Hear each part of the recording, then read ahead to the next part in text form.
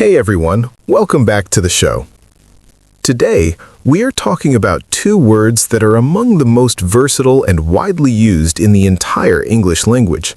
These two words appear in dozens of expressions, phrasal verbs, idioms, and everyday sentences.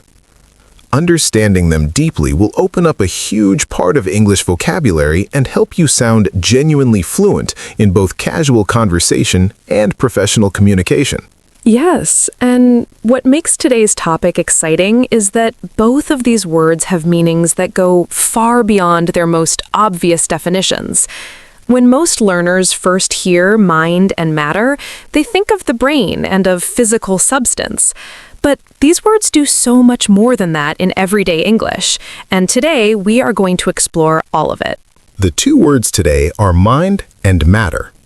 Let us start with mind. Mind, as a noun, refers to the part of a person that thinks, feels, reasons, remembers, and is conscious. It is the seat of thought, memory, imagination, and awareness. The human mind is a remarkable thing. She has a brilliant mind. He has a troubled mind. Keep an open mind means stay open to new ideas. The mind is a powerful instrument. These are all uses of mind as the thinking and feeling part of a person. Mind is also used for a person of great intelligence. She is one of the greatest minds of her generation, the finest minds in science gathered for the conference. And mind is used in many expressions about mental states and mental activities. Change your mind means to alter a decision or opinion. Make up your mind means to reach a decision. I cannot make up my mind about where to eat. Bear in mind, or keep in mind, means to remember something or take it into consideration. Bear in mind that the deadline is Friday. She kept her budget in mind when making choices. Come to mind means to enter your thoughts. Nothing comes to mind right now. The idea came to mind while I was in the shower. Out of your mind means crazy or extremely surprised. You must be out of your mind to attempt that. She was out of her mind with worry. Mind your own business means do not interfere in other people's affairs. Mind your step means be careful where you walk. These are practical, everyday warnings. Now, mind as a verb is extremely important and widely used. To mind something means to be bothered by it, to object to it, or to care about it. Do you mind if I sit here? I don't mind waiting. Would you mind opening the window? Do you mind is one of the most common polite expressions in English. It is used to ask permission or to make a polite request. Do you mind if I use your phone? Would you mind explaining that again? I don't mind means it doesn't bother me. I'm happy with either option. I have no strong objection. Tea or coffee? I don't mind. Either is fine.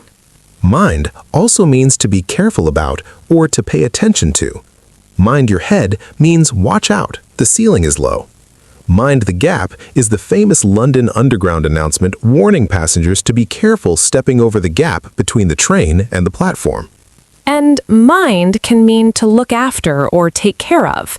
Could you mind the children this afternoon? She minded the shop while he was away. Who is minding the baby? Mind also has a negative polite form. Never mind means it doesn't matter. Don't worry about it. Forget what I said. Never mind, I'll figure it out myself. And never mind can also mean to say nothing of or let alone. She can't afford the holiday, let alone the luxury hotel.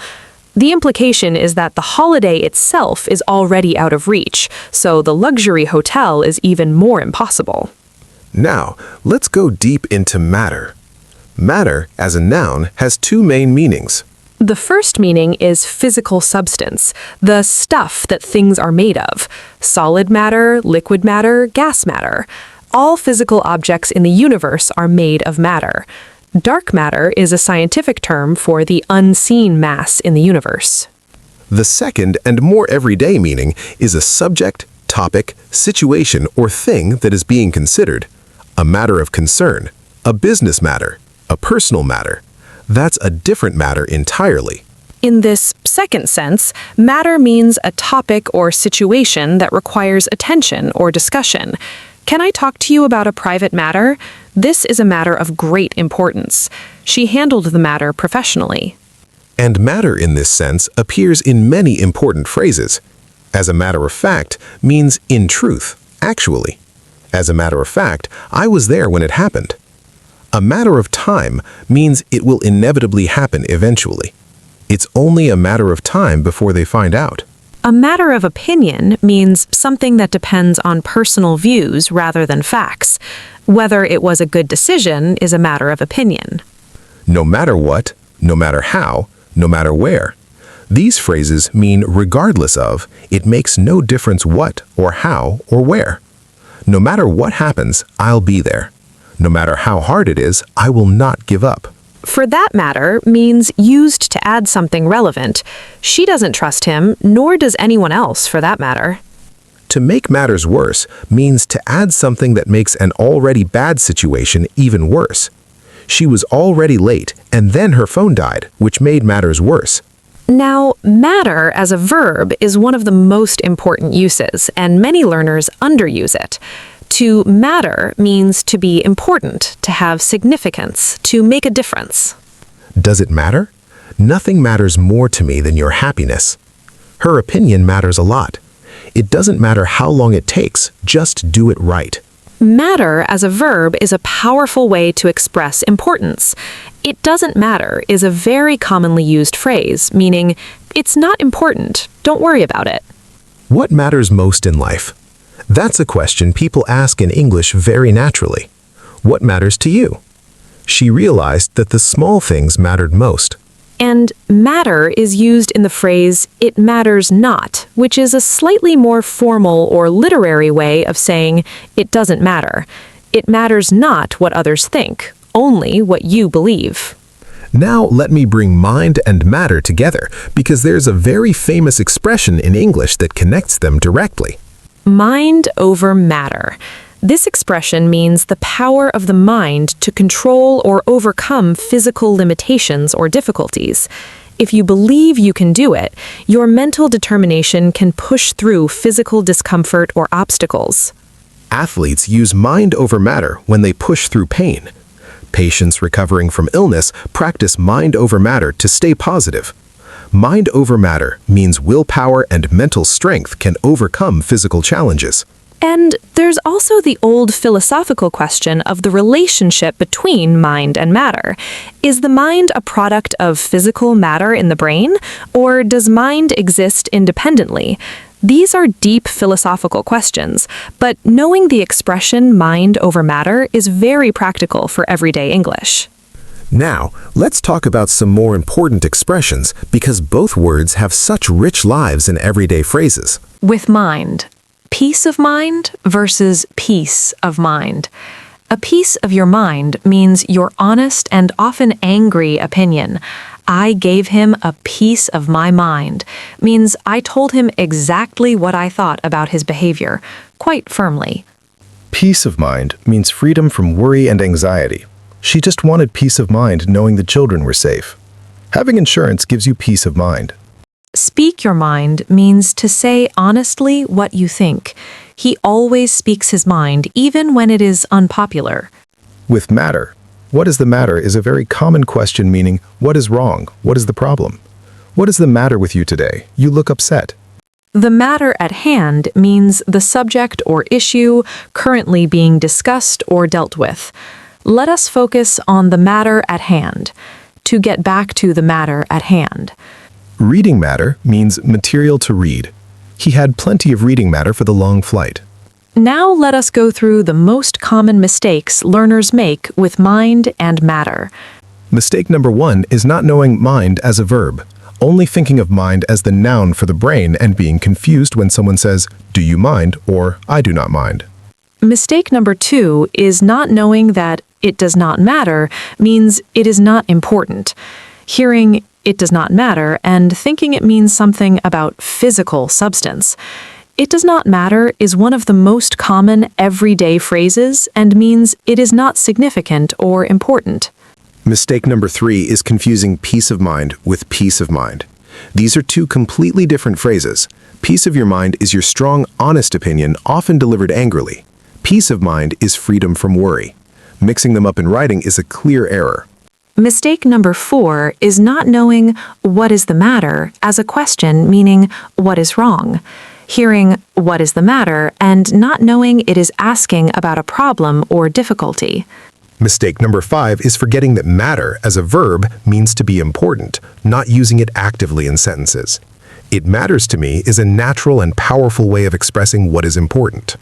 Mistake number 6 is not knowing no matter what as an expression of resolve, using it incorrectly or not knowing it at all. No matter what you say, I will not change my mind. This means regardless of what you say. Mistake number 7 is confusing bear in mind with have in mind. Bear in mind or keep in mind means to remember and take into account. Have in mind means to be thinking about or planning. What did you have in mind for dinner? Keep in mind that the office closes early on Friday. Now let us do a practice round. I will describe a situation and you choose the right expression using mind or matter and explain why. Ready. Someone asks if you have a preference between 2 options and you are happy with either. I don't mind. It doesn't bother me. Either option is fine. I don't mind. Both are great. Someone wants to express that it is only a question of time before a company grows large. A matter of time. It is only a matter of time before the company becomes a major player. An athlete is running despite physical exhaustion and pain because they believe strongly enough. Mind over matter. The athlete is using mind over matter to push through the pain. Someone asks what is bothering a friend who looks upset. What is the matter? The common question asking what is wrong. What is the matter? You look worried. You want to tell someone to stay flexible and open to new ideas. Keep an open mind. Stay open to new possibilities. I would encourage you to keep an open mind about the new approach. Something does not have any importance in a situation. It does not matter. Matter as a verb used negatively. It doesn't matter which route we take. Both arrive at the same time. You want to tell someone honestly and firmly exactly what you think of their behavior. Give them a piece of your mind. I'm going to give him a piece of my mind about this. You want to say that freedom from anxiety is what someone was looking for. Peace of mind. All she wanted was peace of mind that everything would be okay. Every answer was right and confidently reasoned. And listeners, I hope you are working through each one before hearing the answer. These expressions are the ones that will make your English feel real and alive. Mind and matter are 2 of the deepest and most flexible words in English. Mastering their uses takes you from basic vocabulary to truly fluent expression. Now, let me close with something meaningful about these 2 words. Please. Mind and matter together represent the 2 great aspects of human experience. The inner world of thought, feeling, and consciousness, and the outer world of physical reality, substance, and things that are important. Knowing how to talk about both of these worlds fluently is knowing how to talk about life itself, and English gives you rich and beautiful vocabulary to do exactly that. Every expression you learned today is a tool for expressing something real about human experience. I don't mind expresses acceptance and flexibility. It matters expresses the importance of something. No matter what expresses determination. Peace of mind expresses the desire for calm and certainty. These are not just grammar points. They are ways of articulating what it means to be human, and you now have them in your English vocabulary. Thank you so much for being here today. We hope mind and matter feel completely clear and that you feel genuinely ready to use both of them with confidence and depth. Keep going, and we'll see you in the next episode.